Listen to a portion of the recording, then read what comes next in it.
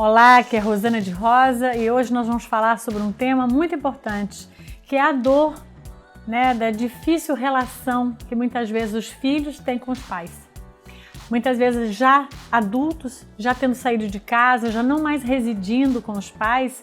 ainda assim se mantém, às vezes, uma relação de mágoa por alguma negligência, por algum abandono, ou então por alguns pais abusivos, ou uma convivência difícil entre o pai e a mãe, que nós estivemos sempre no meio e nunca conseguimos conciliar.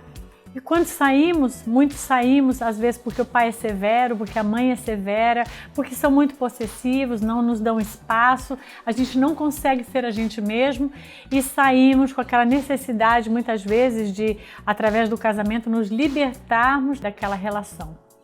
E isso, com certeza, vai afetar na nossa escolha do parceiro ou da parceira, vai afetar nos medos que nós vamos ter dentro da relação, medos do fracasso, medo de repetirmos a história dos nossos pais, medo de não sabermos ser bons pais para os nossos filhos, vai afetar na nossa comunicação com os pais, porque, claro, eles vão querer nos visitar, vão querer interferir, daí a gente acaba muitas vezes não contando tudo, nos mantendo um pouco distantes, aí é uma cobrança, Há diversas possibilidades que muitas pessoas vivem dentro de uma relação afetiva entre pais e filhos. Então, inicialmente, eu gostaria muito de que a gente pudesse ter uma posição como filhos. Como filhos, eu diria que a melhor forma da gente lidar com situações do passado, com os nossos pais que não foram bem-sucedidas e que nos acarretaram mágoas, é inicialmente percebermos a limitação dos nossos pais. Muitas vezes nós tratamos os nossos pais como eles tivessem feito um cursinho ou um PhD em ser pais, e nós temos muita dificuldade de entendermos porque eles não são por amor, porque eles não são generosos, porque eles muitas vezes bateram tanto. Temos dificuldade de entender as limitações que aquele homem e aquela mulher cometeram dentro da nossa educação. Por que se tem homem e mulher? Porque antes deles serem pai e mãe, eles já eram um homem e uma mulher. E muitas vezes, não lidando bem com a própria história, com a própria vida, eles acabam podendo cometer muitos erros que podem levar a vários sofrimentos que o filho vem a ter. Então, quando eu saio de casa, quando eu já sou adulto,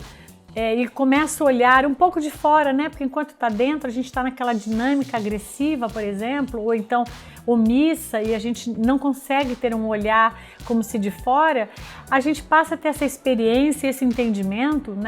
principalmente quando a gente também se torna pais, que muitas vezes os pais fizeram o melhor. Apesar de a gente poder qualificar aquele melhor como muito ruim, mas às vezes dentro do próprio histórico que eles tiveram, aquilo é tudo que eles conseguiram fazer,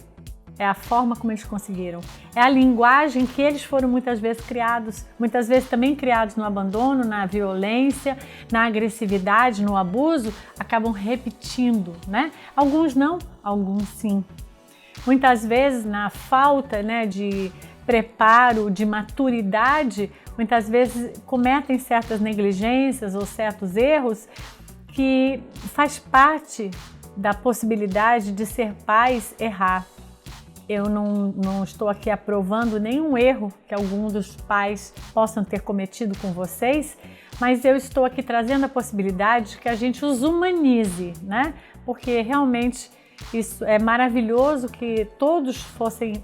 exemplos de pais, assim teríamos uma sociedade muito mais equilibrada, muito mais afetiva, mas infelizmente essa sociedade que cria filhos somos nós, somos pessoas ainda imperfeitas, buscando aprender a lidar com as nossas emoções. Então, entender seria a primeira parte. A segunda parte, eu diria que seria nós trabalharmos em nós esse ocorrido, buscarmos uma terapia, buscarmos um auxílio, um reforço, um tratamento onde nós pudéssemos ter esse espaço para falarmos, para trazermos à tona o que sentimos, para podermos lidar com o que sentimos, E com o tempo, esse trabalho sendo realizado, nós nos libertaremos desses condicionamentos de dor, de agressividade, que muitas vezes pode ter gerado traumas e situações que nos trazem muita infelicidade na vida. Então eu diria que busque se autoconhecer mais. Trate você com o carinho que você não pôde ser tratado, porque se eles não tiveram condições de dar esse amor a você, ou um deles ou os dois, você tem condição de dar esse amor a você. Acredite, você é capaz de se autoamar. Um grande abraço.